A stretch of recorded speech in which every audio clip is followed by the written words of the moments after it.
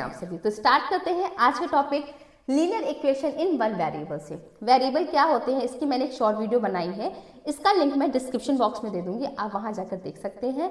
And मैं आपको यहाँ भी बता देती हूँ, तो वेरिएबल वो होते हैं जिसकी वैल्यूज लगातार चेंज होती रहती है। इस चीज़ को हम और अच्छे से समझेंगे इस वीडियो के एंड तक, तो इस वीडियो को पूरा देखें। एंड अगर आपको वीडियो अच्छी लगे तो सब्सक्राइब करें, लाइक करें एंड बेल आइकन को भी प्रेस कर दें, जिससे आपको हमारे चैनल की वीडियोस की नोटिफिकेशन मिलती रहे। ठीक है, मेरा ऑब्जेक्टिव है आपके मैथ्स के बेसिक कंसेप्ट को स्ट्रॉन्ग करना। तो मैं बहुत ही बेसिक कैलकुलेशन से शुरू कर रही हूँ एंड बहुत ही छोटी छोटी प्रॉब्लम जो आप फेस करते हैं उससे शुरू करने वाली हूँ।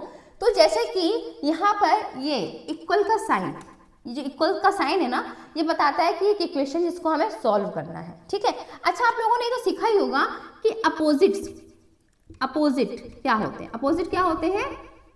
उल्टा।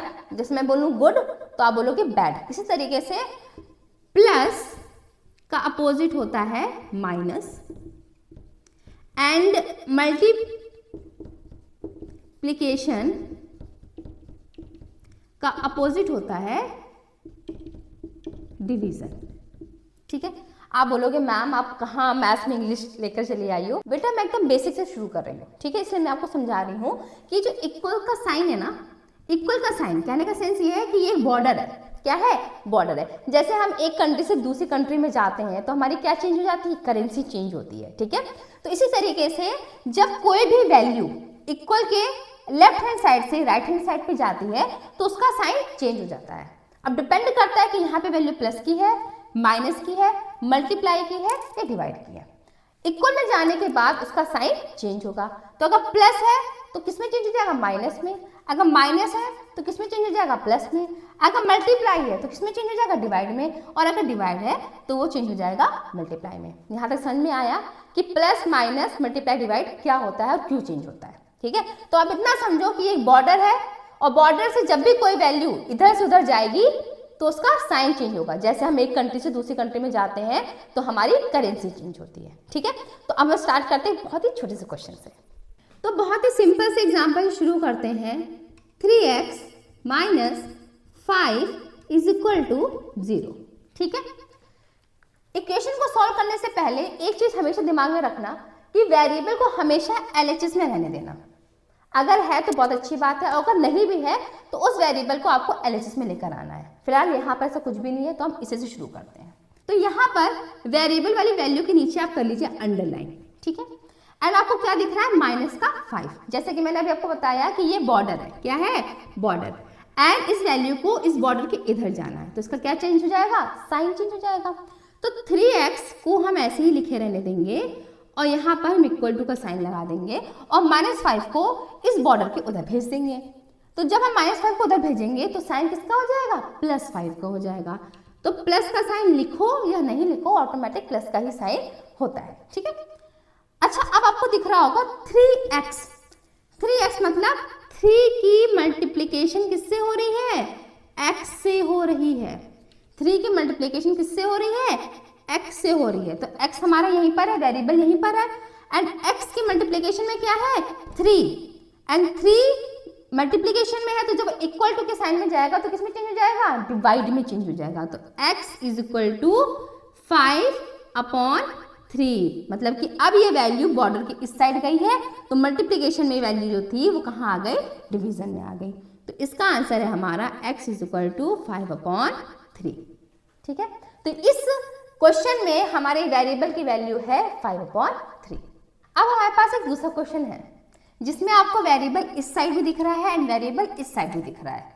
तो मैंने आपसे क्या कहा था कि जो भी आपको वेरिएबल दिख रहा है उसके नीचे आप कर लीजिए अंडरलाइन। यहाँ भी वेरिएबल दिख रहा है, यहाँ भी वेरिएबल दिख रहा है। दूसरी कंडीशन ये थी कि अब आपको जो भी वेरिएबल है उसको LHS में लेकर आना है। इससे बहुत आसानी हो जाती है क्वेश्चन को सॉल्व करने में।